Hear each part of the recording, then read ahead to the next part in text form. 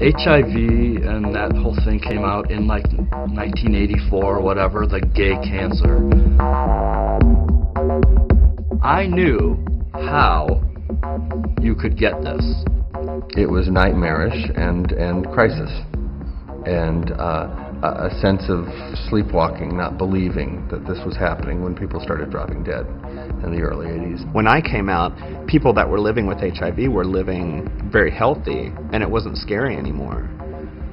But we don't know how long these drugs are going to work and what happens when they stop working.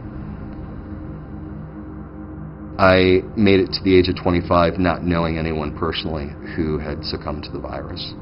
Between the ages of 25 and 30, I had probably close to 40 friends die. And I had just always sort of lived in mortal fear of it. You know, I was infected in '82, so I can remain haughtily innocent of this whole thing and just say, well, you know, I was back when we didn't know any better. Well, we know better now, and I was still fucking raw. That's something I gotta live with.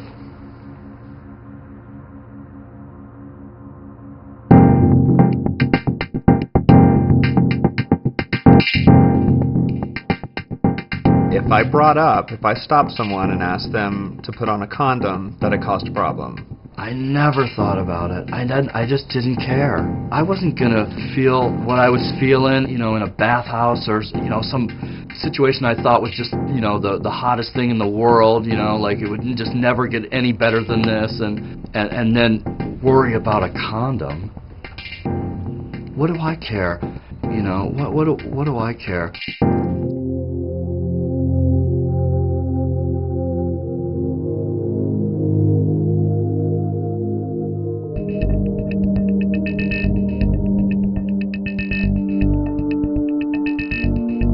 I'm supposed to meet somebody, so I really don't know a whole lot about him. He's cute.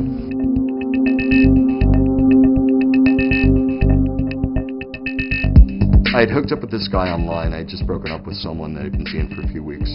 This guy's like, I've been after this guy for years, and, you know, he's never paid attention to me, and now, you know, we're gonna have sex. Well, I proceeded to hook up with this guy, and, you know, he was a 3-minute hero. I mean, literally, it was in and out the door in 20 minutes.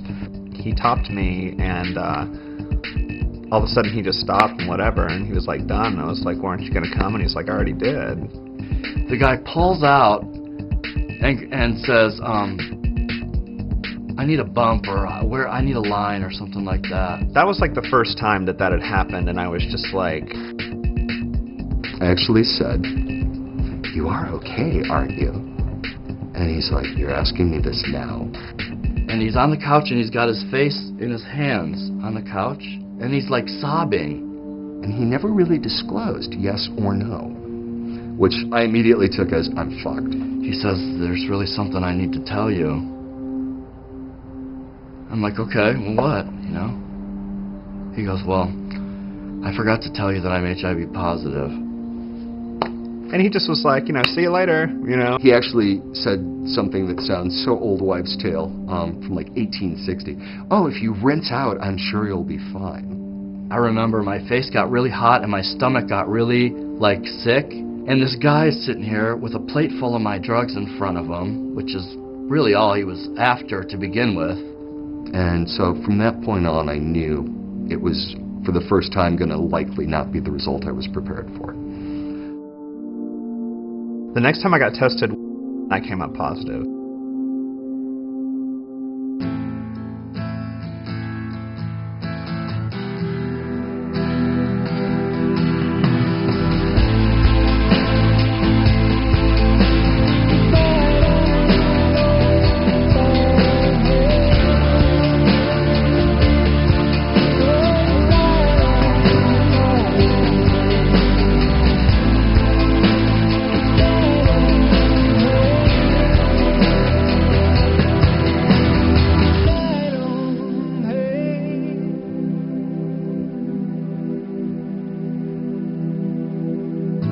All this time using and having sex, unprotected sex,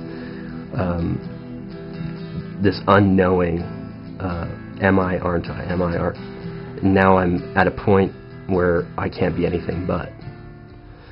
So my life changed. I walked through a door that I can't, go through again.